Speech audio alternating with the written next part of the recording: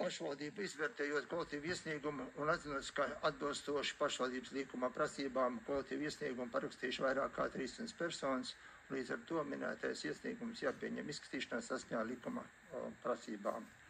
Ir sagatavots lēmuma projekts, ko izskatīja komitejā. Lūdzu atbalstīt sagatavoto lēmumu projektu. Lūdzu jautājumi. Guntis. Man jautājums, vai notiek kāda komunikācija ar vecākiem, jo publiskā vidē ir informācija par to, ka mēs šodien pieņemam lēmumu pumpēt pūsli. Un pagājušā gadā bija precedents diezgan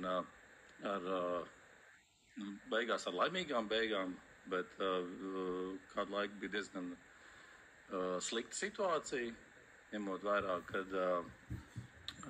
tieši caur futbolu tika iesaistot futbola vecākus, tika izplatīta informācija, kad niecīgā BMX saime grib iznīcināt Mārupes sportu. Vecāki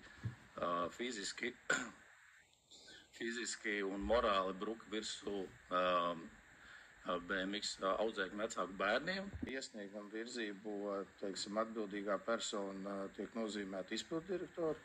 Mēs arī informējām to, ka arī tiks organizēta darba grupa izpētes veikšanai un atzinumu sniegšanai, jo iesniedzējs ir iesniedzis savu izpētes, teiksim, projektu, un mēs arī aicinājām, un iesniedzējs arī teica, ka viņš arī saorganizēs tikšanos Liepājā, lai varētu Liepājas kolēģis, teiksim, aprunāties par viņu, teiksim, plusiem, mīnusiem, kā arī šeit pat Rīgā, tā kā es neesmu lacījis sociālos tīmekļos šo te vēstījumu. Es tikai pirms dodu vārdu Aivaram atgādināšu, ka mēs lūdzām arī šodien ar telefoniem, ar e-pastiem ierasties pārstāvis. Vietas bija sagatavotas, diemžēl viens pārstāvis nav atradies, pat nav laikam atbildējis, cik es sapratu, ja? Dažāda ranga un dažādu nozaru speciālisti, lai šo te pētījumu veiktu kvalitatīvi, izvērtējot visu par un pret arī dzen no juridiskā viedokļa raugoties, jo iepazīstoties ar Latvijas Futbola Federācijas šo te nomas līgumu, kas tika pievienots jau iepriekšējā sarakstē, ir ļoti daudz sarkano karogu, uz ko mums vajadzētu vērst uzmanību. Un līdz ar to, tad, acīm redzot, šai darbu grupai vajadzētu izvērtēt ļoti skrupulozu šo piedāvājumu, ko mēs nedarām. Paldies! Nu jā, katrā ziņā mums ir jau pusgads laika palicis līdz jaunajam budžetam, tā ka mums jātiek skaidrībā tā darba grupai pēc iespējas ātrāk, ja mēs tiešām kaut ko darām, tad mēs nākamgad budžetā jau varam kaut ko plānot, ja? Ir vēl kādi jautājumi? Andris? Jā, es domāju, ka šitas ir tas brīdis, kad mums būtu jābūt tomēr deputātiem ar mugurkaulu un izlēmīgiem un laicīgi jāpasaka cilvēkiem, kad ar šādiem te piedāvājumiem pašvaldība neķēpājās, jo viņi saknē prezentācijā ož pēc korupcijas un pēc nelikumībām. Ja?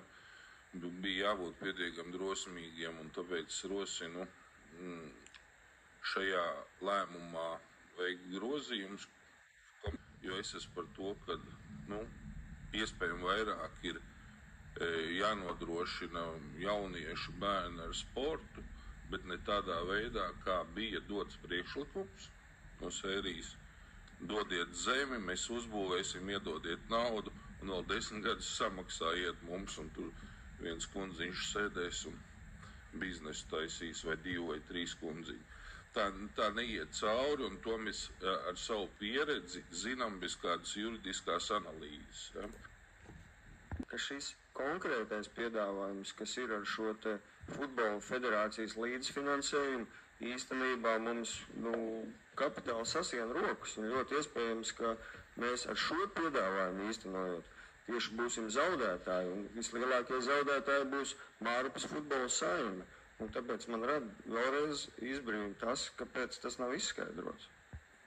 Mēs taču strādājam sabiedrības labā, un ja sabiedrība ir, manuprāt, dezinformēta, tad tas ir jāmaina. Paldies.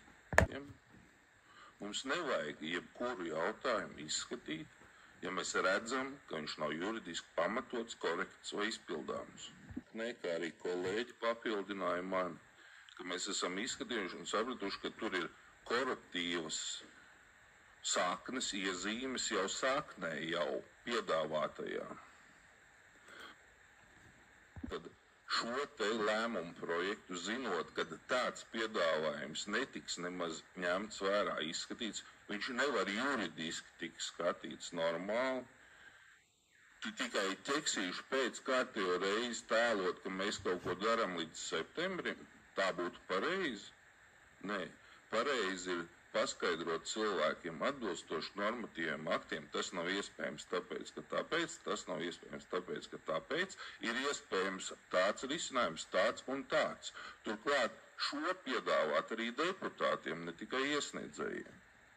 Ka mūsu tātad sporta kultūras komitejā, ka tika pieņemts lēmums virzīt, bet patiesībā nevis pieņemt šo lēmumu, bet virzīt uz domas sēdi apspriešanai, jo tas ir likumā paredzēts.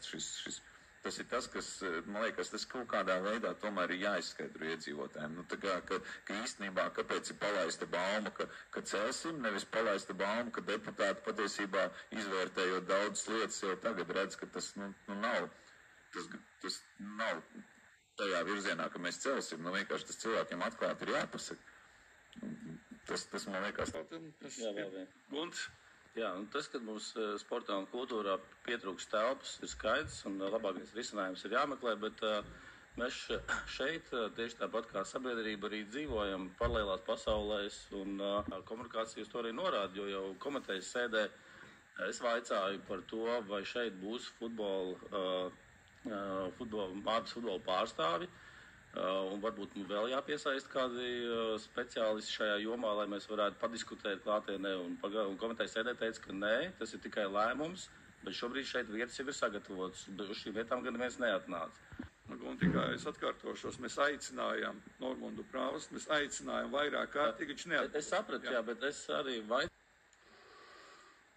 Man ir tāds sajūta, kad ir sākušās priekšvēlēšanu kampaņas, kurš vairāk atbalstīs kādas idejas. Ja to visu neierakstīt, diez vai pusi no visa mēs dzirdētu.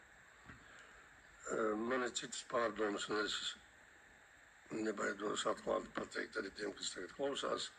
Es esmu pret šādu būvniecību.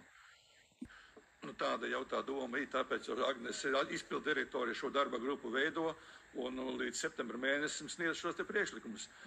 Man ir jautājums, vai Andra priekšlikums kaut kādā veidā ir iekļaujams šī lēmuma projektā? Es saku vēlreiz, priekš kam 3 mēnešus tēlot darbu, ja mēs zinām šodien rezultātu.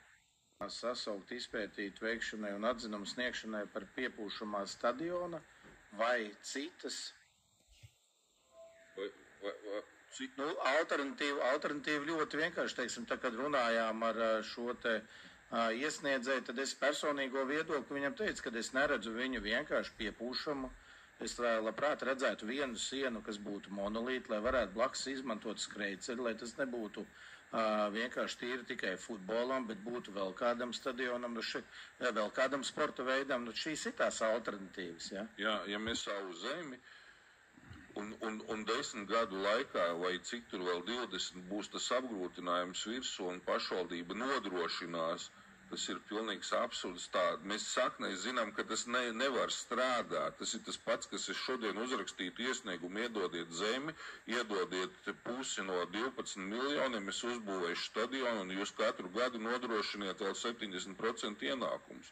Un rītā sagatavojiet lēmumu projektu un balsojiet. Un kāpēc jūs sevi māniet?